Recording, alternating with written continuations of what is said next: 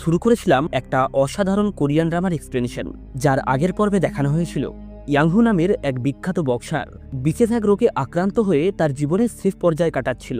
তখন ইয়োহান তার কাছে শেষ চেষ্টার জন্য একটা অনুমতি চায়। ইয়াংহু সম্মতি দিলে ইয়োহান দ্রুত তার শরীরে ইরিন ক্লোরাইড ইনজেক্ট করে, আর সৌভাগ্যবশত ওই ঔষধটা তার শরীরে সঠিকভাবে কাজ করতেও শুরু করে, যে কারণে অল্প কিছুদিনের মধ্যেই সে সুস্থ হয়ে ওঠে। এরপর এক স্কুল স্টুডেন্ট হসপিটালে আসে। তার হাতে একটা কাঁচের টুকরো ঢুকে গিয়েছিল, আর সেই ক্ষতটা এতটাই গভীর ছিল যে কোনোভাবেই রক্ত থামানো যাচ্ছিল না। তবে অদ্ভুতভাবেই এত ভয়ানক একটা ক্ষতর পরেও ওই ছেলেটার কোনো ব্যথা অনুভব হচ্ছিল না। এমনকি সে নিজেই তার হাত থেকে ওই কাঁচের টুকরোটাকে বের করে দেয়, যা দেখে তার আশেপাশের লোকেরা বেশ অবাক হয়ে যায়। এরপর ডক্টর ইয়োহান তার ক্ষত স্থানটাকে জোরে চেপে ধরলেও ওই ছেলেটা কোনো প্রতিক্রিয়া দেখায় না। নিজের ছেলের এমন ভয়ানক অবস্থা দেখে তার মা চমকে ওঠে। এটা দেখা মাত্রই ইয়োহানের আর বুঝতে বাকি থাকে না যে এই ছেলেটা কোনো সাধারণ রোগী নয়, তাই সে দ্রুত ওই ছেলেটার সার্জারি শুরু করে। তবে সবথেকে অদ্ভুত ব্যাপার হলো এই পুরো সার্জারিটা কোনো রকমের এনেস্থেসিয়ার সাহায্য ছাড়াই করা হয়েছে। এটা হলো ডক্টর ইয়োহানের জীবনের প্রথম সার্জারি, যখন সে কনজেনিটাল এনারজেসিয়াতে আক্রান্ত কোনো রোগীর চিকিৎসা করছে। ইয়োহান এই রোগের সঠিক চিকিৎসার জন্য চারিদিকে ফেমাস হয়ে পড়ে। এরপর একটা মিডিয়া ইন্টারভিউর সময় ইয়োহান সবার সামনে ওই ছেলেটাকে কনজেনিটাল এনারজেসিয়ার উদাহরণ হিসাবে তুলে ধরে। এরপর ইয়োহান যখন ওই রোগের বিশেষত্ব সম্পর্কে সবাইকে বোঝানোর জন্য ওই ছেলেটার হাত একটা বরফের পাত্রে ডুবিয়ে দেয়, তখন অদ্ভুতভাবেই ছেলেটা বরফের পাত্র থেকে হাতটা বের করে নেয় এবং বলে তার ব্যথা অনুভব হচ্ছে, যা শুনে ইয়োহান বেশ চমকে যায়, কারণ কিছুক্ষণ আগে অবধি সে কোনো কিছু অনুভব করতে পারছিল না, আর এখন হঠাৎ করেই সে তার অনুভব শক্তি ফিরে পেয়েছে। ইয়োহান কোনো রকমের বিশ্রাম না নিয়ে সারাদিন ধরে ওই ছেলেটার সমস্ত টেস্ট রিপোর্ট চেক করতে থাকে। ঠিক এই মুহূর্তেই একজন নার্স এসে ইয়োহানকে জানায় ওই রোগীর পায়ে অসহ্য যন্ত্রণার কারণে সে ছটফট করছে। ইয়োহান এটা শোনা মাত্রই দৌড়ে কেবিনে আসে এবং সেখানে দাঁড়িয়ে নিরুপায় হয়ে ওই ছেলেটাকে দেখতে থাকে। সে পুনরায় ওই ছেলেটার সিটি স্ক্যান করায়, তবে এবারেও সন্দেহজনক তেমন কিছুই দেখতে পায় না। এরপর ইয়োহান এবং সিয়ন যখন লিফটে করে যাচ্ছিল, তখন সিয়ন বলে, আমার মনে হয় রোগীর সেন্ট্রাল নার্ভাস সিস্টেম হাইব্রিডথেসিয়া রয়েছে, যার কারণে তার কোনো রকমের অনুভূতি না থাকলেও তার চোখ ব্রেনকে ওই ক্ষতস্থান সম্পর্কে মেসেজ দিচ্ছে, আর ব্রেন শরীরের অভ্যন্তরীণ নার্ভগুলিকে সিগন্যাল পাঠাচ্ছে। সম্ভবত এই কারণেই তার ব্যথা অনুভব হচ্ছে। ইয়োহান সিয়নের এমন দক্ষতা দেখে বেশ খুশি হয়। এরপর ইয়োহান পুনরায় ওই রোগীর সার্জারি করে এবং দক্ষতার সহিত সার্জারিটা সফল হয়, অর্থাৎ ওই রোগী খুব স্বাভাবিকভাবেই সবকিছু অনুভব করতে পারছিল। ওই দিন রাতের বেলায় সিয়ন ইয়োহানের কেবিনে যায় এবং কৌতূহলবশত তার কম্পিউটার খুললে সেখানে সে অসংখ্য সিটি স্ক্যানের রিপোর্ট দেখতে পায়। এই রিপোর্টগুলি ছিল ইয়োহানের। আসলে ইয়োহানের জন্ম থেকেই একটা রোগ ছিল, তার শরীরে কোনো রকমের ব্যথা অনুভবই হতো না। ইয়োহান তার জীবন অন্যের সেবায় উৎসর্গ করে দিয়েছে, কিন্তু তার নিজের মধ্যে যে রোগটা রয়েছে তার কোনো চিকিৎসা ছিল না, যে কারণে সে সবার থেকে তার রোগটাকে লুকিয়ে রেখেছিল। কিন্তু ইন্টার্ন সিয়ং তার মেডিকেল রিপোর্টটা দেখে নেয়। সিয়ং বেশ অবাক হয়ে যায়, সে এটাকে কোনোভাবে বিশ্বাসই করতে পারছিল না। সমাজ ইয়োহানকে অনেক কষ্ট দিয়েছে, তবে তা সত্ত্বেও সে সর্বদাই হাসি মুখে তার সাহায্যের হাত বাড়িয়ে দিয়েছে। ইয়োহান সিয়ং এর কাছে আসে এবং বলে সে যখন 12 বছরের ছিল তখন হঠাৎ করেই একদিন তার বাবা রক্তবমি করতে থাকে এবং সাথে সাথেই মেঝেতে লুটিয়ে পড়ে। সে পুলিশকে ফোন করে, কিন্তু তার বাবার কোনো রকমের ব্যথা অনুভব হচ্ছিল না। ইয়োহান বুঝতেই পারছিল না যে সে কি করবে। তার বাবার এমন অবস্থা ছিল যেখানে না ঠান্ডা লাগতো না গরম লাগতো, এমনকি তার কোনো ব্যথাও অনুভব হতো না। এক কথায় সে একটা জীবন্ত লাশ হয়েই বেঁচেছিল।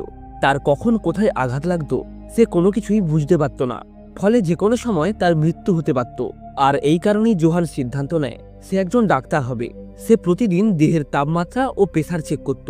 ইয়োহান নিজের রুমটাকে একটা আইসিইউতে রূপান্তরিত করে এবং তার নিজের উপরে নজর রাখার জন্য সিসিটিভি ক্যামেরাও লাগায়।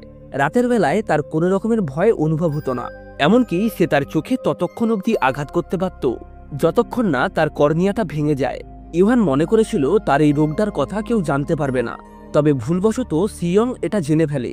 ইয়োহান সিয়ংকে তার রোগের কথাটা গোপন রাখতে বলে, কারণ হসপিটালে যদি একবার জানাজানি হয় যে তার কনজেনিটাল ইনার্সিয়া রয়েছে, তাহলে তাকে হসপিটাল থেকে বের করে দেবে, ফলে সে আর কোনো রোগীকে সাহায্যও করতে পারবে না। সিয়ং লক্ষ্য করে যে রোগীর হাত পায়ে কোনো রকমের কাটার ব্যথা অনুভব হচ্ছিল না, সে নিঃসন্দেহে খুব গুরুতর অবস্থায় রয়েছে, কারণ তার হাড় ভেঙে গেলেও সেটা সে অনুভব করতে পারবে না।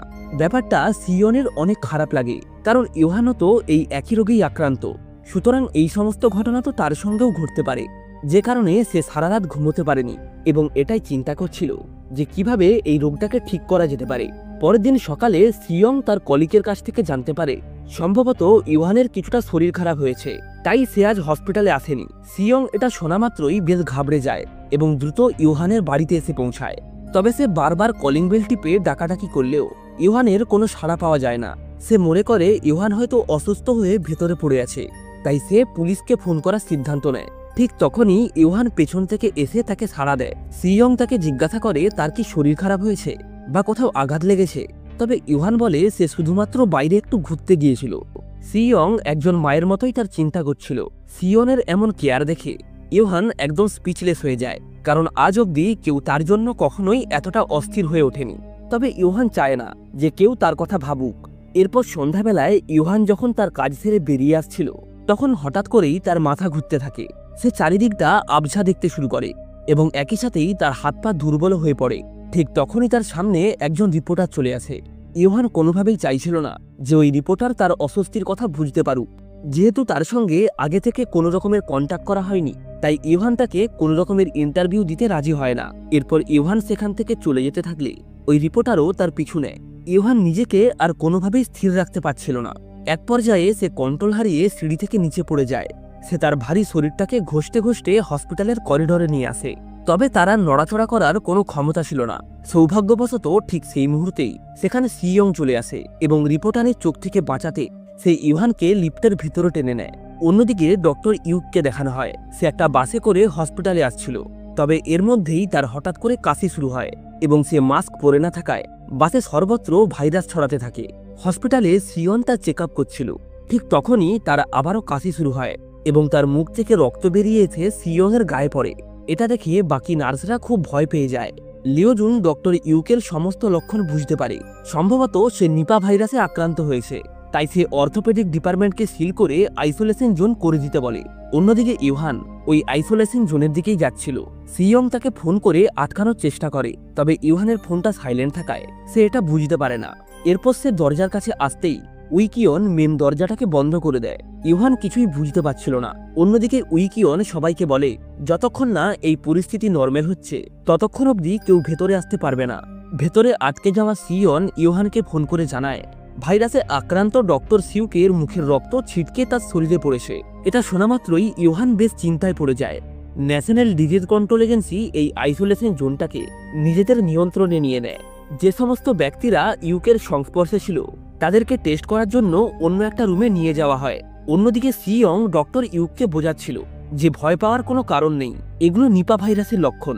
তখনই ইউহান সিয়ংকে ফোন করে। সিয়ং তাকে বলে ডক্টর ইউকের সঙ্গে যে সমস্ত ব্যক্তিরা ছিল তাদেরও এখন মাথা ব্যথা, কাশি ও জ্বরের লক্ষণ দেখা দিয়েছে।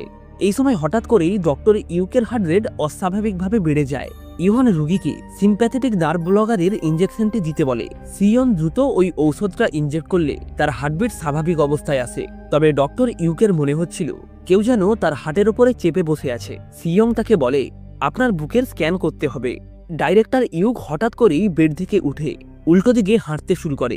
এখান থেকে বোঝা যায় সে তার সেন্স অফ ডাইরেকশন অর্থাৎ দিক নির্দেশক ক্ষমতা হারিয়ে ফেলেছে। সিয়ন তাকে ধরার চেষ্টা করে, আর এটা করতে গিয়ে তারা দুজনেই একসঙ্গে সেখানে পড়ে যায়, যার ফলে সিয়ংয়ের মাথায় গুরুতর আঘাত লাগে এবং সে সেখানেই নিজের জ্ঞান হারিয়ে ফেলে। ইউহান এটা জানা মাত্রই খুব ভয় পেয়ে যায়। সিয়ংয়ের তার সাহায্যের প্রয়োজন ছিল, তাই সে দৌড়ে উইকিয়নের কাছে আসে এবং ভেতরে যাওয়ার জন্য তার কাছে অনুমতি চায়। তবে কোনসিওক এতে আপত্তি জানায়। ইউহান জানায় ডাক্তার ইউকের 1 বছর ধরে মাথা ব্যথা হচ্ছে, তাই আমার মনে হয় সে নিপা ভাইরাসে আক্রান্ত নয়। আমি ভিতরে গেলে সঠিক কারণটা জানতে পারবো। তবে উইকিয়ন তার কোনো কথাতেই রাজি হয় না। এই সময় একজন মহিলা এসে বলে আমার ছেলে ভিতরে আটকে গেছে, তার ডায়াবেটিস রয়েছে, তাই এই ওষুধটা তাকে এখনই দেওয়া প্রয়োজন। ইউহান বলে আমাকে ভিতরে যেতে দিন, আমি ছেলেটাকে ঔষধটা দিয়ে দেব। উপায় না থাকায় উইকিয়ন ইউহানকে ভেতরে যাওয়ার অনুমতি দেয়। ইউহান বাচ্চাটাকে ঔষধ দিয়ে ডক্টর ইউকের রুমে যায়। সেখানে সিয়ং অজ্ঞান অবস্থায় পড়েছিল। ইউহান তার জ্ঞান ফেরায়, তবে ভেতরে আসার জন্য সিয়ং তাকে অনেক বকাঝোকা করে। সে ভেবেছিল ইউহান তার জন্যই ভেতরে এসেছে, তবে ইউহান বলে আমি তোমার জন্য ভেতরে আসিনি। সে সিয়নের প্রোটেক্টিভ কিডনি ঠিক করে তাকে পরিয়ে দেয় এবং ডক্টর ইউকের উপর পর্যবেক্ষণ শুরু করে। তবে সিয়ন ইউহানকে নিয়ে চিন্তা করছিল, কারণ যে রোগীর কনজেনেটিভ এনার্সিয়া রয়েছে তার কোয়ারেন্টাইন জোনে থাকাটা খুবই রিস্কি ব্যাপার। অন্যদিকে কোনসিওক ডিন আইমুনের কাছে কমপ্লেন জানায় যে ইউহান প্রোটোকল ভেঙে আইসোলেশন জোনে প্রবেশ করেছে তবে সবসময়ের মতোই উইকিয়ন ইভানের হয়েই কথা বলে এবং তাকে প্রোটেক্ট করার চেষ্টা করে। তবে আইমুন ভুল ঠিক বিচার না করে বলে, সব মিটে গেলে আমাদের ইভানের শাস্তির ব্যবস্থা করতে হবে। অন্যদিকে ইভান একটা গ্রুপ বানায় যারা প্রতি মুহূর্তে ডক্টর ইউকে শারীরিক অবস্থা পর্যবেক্ষণ করত। ডক্টর ইউকের ঠিক 1 বছর আগে মাথা ব্যথা ও খিদে না পাওয়ার সমস্যা ছিল, তবে এখন তার বমির সঙ্গে জ্বরও হয়।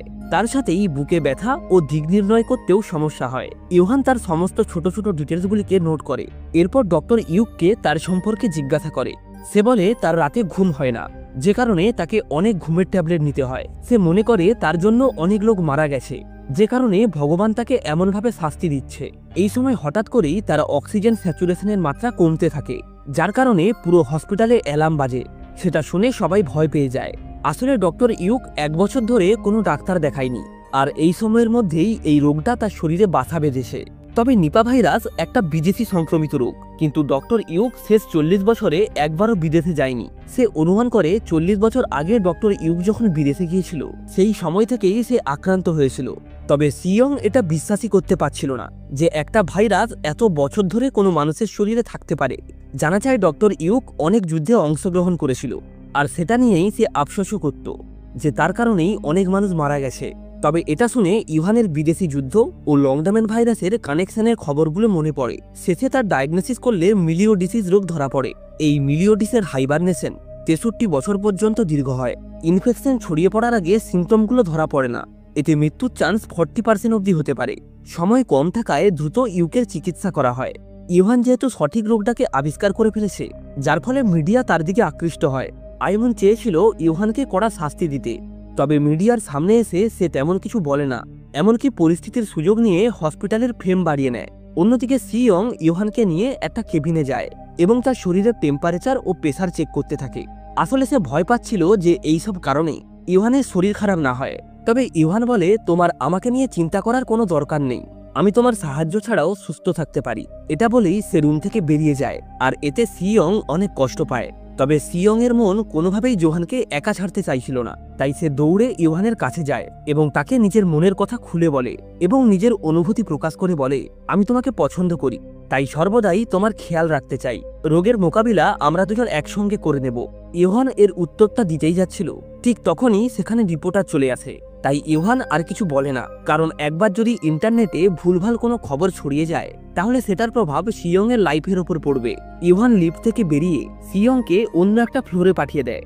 রিপোর্টাররা তাকে বিভিন্ন ধরনের প্রশ্ন করতে থাকে, আর তাদের মধ্যে একজন তাকে 3 বছর আগের সেই ঘটনা সম্পর্কে জিজ্ঞাসা করে। এই সময় ইভানের উকিল এসে তাকে সেখান থেকে নিয়ে যায়। অন্যদিকে সিয়ং এর রাতে ঘুম আসছিল না। সে সারা রাত জুড়ে ইভান তার ওই রোগের জন্য কি কি আঘাত সহ্য করেছে সেগুলো নিয়েই চিন্তা করতেছিল। পরের দিন তারা যখন একই লিফটে ছিল তখন সিয়ং তাকে জিজ্ঞাসা করে আগের দিন সে তার কথার উত্তর দেয়নি কেন। তখন ইভান তাকে নিয়ে এতটা ভাবার জন্য সিয়ংকে ধন্যবাদ জানায়। তবে ইভানের সমস্যাটা আরো বেড়ে গিয়েছিল। সে একদিন হঠাৎ করেই হসপিটালে মাথা ঘুরিয়ে পড়ে যায়। সিয়ং চায় না যে সে যে হসপিটালে কাজ করে সেখানে তার কোনো চিকিৎসা হোক। সে লিওজুনকে অনুরোধ করে তাকে নিয়ে অন্য হসপিটালে যেতে। এরপর তারা দুজন মিলে ইভানকে অন্য একটা হসপিটালে নিয়ে যায় এবং সেখানে তার বডি স্ক্যান করানো হয়। তবে অদ্ভুতভাবেই তার রিপোর্টে তেমন কিছুই পাওয়া যায় না। ইভান সেখান থেকে চলে আসতে চাইছিল, তবে সিয়ং এবং লিজুন তাকে সেখানে আটকে রাখার চেষ্টা করে, তবে সে তাদের কোনো কথাই শোনে না। বাড়ি ফিরে সিয়ং ইভানকে বলে সে তার খেয়াল রাখবে, তবে ইভান একটা হালকা স্মাইল দিয়ে বলে তাকে নিয়ে চিন্তা করার কোনো দরকার নেই। আসলে ছোটবেলা থেকেই ইভান একদমই একা, এই প্রথম কেউ তাকে নিয়ে এতটা চিন্তা করছে। তবুও সে সিয়নের প্রস্তাব রিজেক্ট করে দেয়। অন্যদিকে প্রসিকিউটর সেকি ও ইউন চান ইভানের কেরিয়ার শেষ করার জন্য প্ল্যান তৈরি করে। আর এর সাথে এই সিরিজের 3য় এপিসোডটা এখানেই শেষ হয়। ভিডিওটা ভালো লেগে থাকলে অবশ্যই একটা লাইক করে চ্যানেলটাকে সাবস্ক্রাইব করে রাখবেন। তাহলে আজ এই অবধি, দেখা হচ্ছে নেক্সট ভিডিওতে এই সিরিজের পরবর্তী পর্ব নিয়ে।